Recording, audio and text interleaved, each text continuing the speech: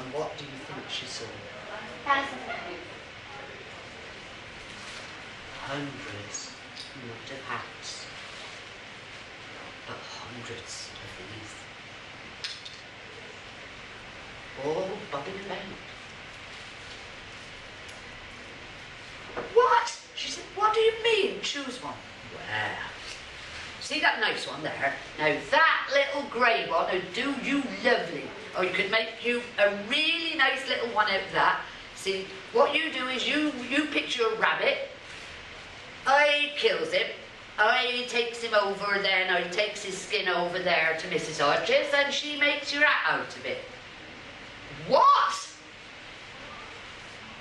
No, Josinda said. That's horrible. Well, I don't know where you think fur hats comes from then, said Joe. Where do you think they come from? They come from rabbits. Where do you think they come from? Well, I don't want one, said Josinda. I'm not having one. I think it's horrible. I just won't. And as she looked at it, the grey rabbit hopped towards her. And out from underneath came his baby, her baby rabbit. Can you see the baby one? Peeking its head out from underneath. Well, tears came into Josinda's eyes. She just couldn't believe it. She said, but look, if you kill that rabbit, that would leave that little tiny baby one with no name. Well, said Joe, soon grow up, won't it? And then it'd be out for somebody else. Well, I think that's horrible, said Josinda, and I'm not having it. I do not want a hat. I think it's terrible. But, she said, and she got very, very bold, but I'll have the rabbit and the baby one. Oh, her ladyship won't have that. Good Lord, no, said Josinda. No way can that happen. Well, she'd give it me to make a hat, wouldn't she? So why won't she just give it me because I'd like to have a pet? Well, she never heard of such a thing, that's why. She's got a right old temper on her as her ladyship. So I'd forget it if I was you. I'd just leave it. If you don't want that, you don't want that. But don't you start asking for rabbit. Well, I'm going to ask her. I'm going to ask her, she said, and she strode off out of the shed, and she strode up the path across the lawn, round by the stables, back on the path around the house, back through the house, into the room where her ladyship was still sitting with the two little omelettes. Oh, here's our little friend, said her ladyship, and have you chosen your hat, my dear? I don't want a hat, said Josinda, and I think it's very, very cruel to make hats out of rabbits, but I'll have the rabbit, please. You what? I'm afraid to... No.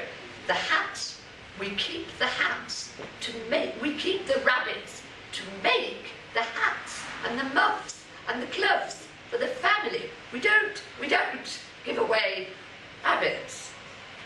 Rabbits are, they make things for you. Well, I think it's awful, said Josinda. And what? Well, I think you would have given me the rabbit to make a hat. So I would like the rabbit, and I'd especially like the one with the little baby, please. Because it's very cruel. Because it would have been left by itself. Well, as soon as she started crying, little Henrietta next to her said, is this true, Mummy? Is this really true that we're very cruel to baby rabbits? And the Honourable Timothy on the other side said, Mummy, if this is true, we're really being horrible to these animals, so I think we should give her the rabbit. Right. Her ladyship didn't quite know what to do. They both started crying, Henrietta and Timothy, weeping, saying, oh, Mummy, you're so mean. Baby Bunny's all by themselves. I won't wear my fur hat anymore. I'm not wearing that anymore. And so, her ladyship, probably just to get rid of Josinda, said, look, take the rabbit. Just take the rabbit, all right. Joe, go with her. Take the rabbit and, well, and take the baby one as well. Just go and get on with it. And off they went.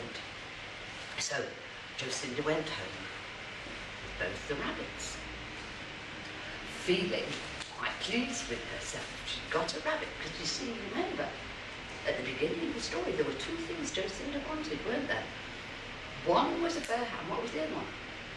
A pet. And she now had one. So she felt very pleased with herself.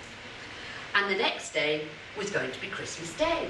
Oh. And she knew that she'd got to go to church in her horrible old scarf. But she thought, well, it won't be too bad, because I know that when I get home, I will have my rabbit to play with anyway. And she started thinking about nice names that she could give the rabbit. And she started thinking, wouldn't it be fun when the baby rabbit got bigger and they could all play together? And so she thought, well, I won't mind wearing my horrid little scarf tomorrow, it won't be too bad.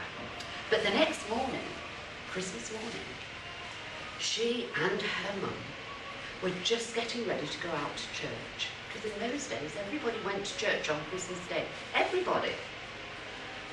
Just getting ready to go to church, and she was just putting the horrible old scarf on. And so she was horrible old scarf. But you know, I've still got the rabbit, she kept thinking. I'll have my rabbit when I come back. Her mother wasn't very happy about the rabbit. Her mother kept going on about, oh, another mouth to feed and so on. But she made Josinda promise that she would go out and collect dandelion leaves and things like that, because that's what rabbits like, you know, they love all that kind of thing.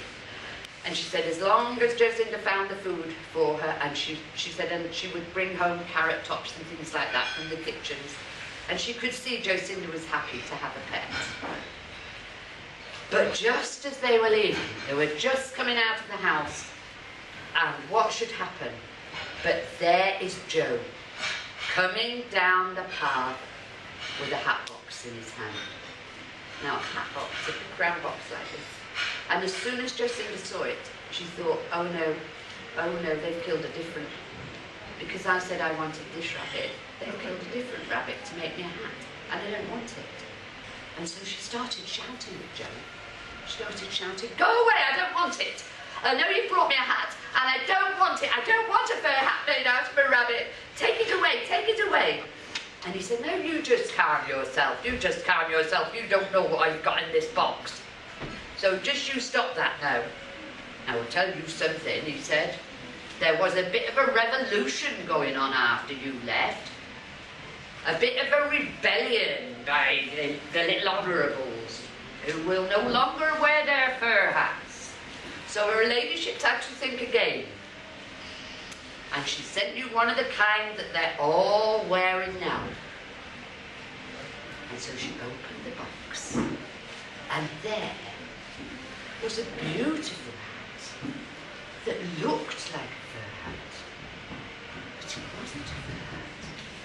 Do you know what this hat is made of? Is it Of? No. Sheepskin. It's sheepskin. And there was a little note, and it said, sheep are more fortunate than rabbits. They don't have to die to give us their coat. Because, you know, with sheep are sheared for their coats, aren't they? So they don't have to die. So there we are. So she had a beautiful sheepskin hat to go to church in. And do you know what my mum said as they walked down to church? She said, Josinda, I think you're a very clever young woman, because you've managed this Christmas to get the rabbit and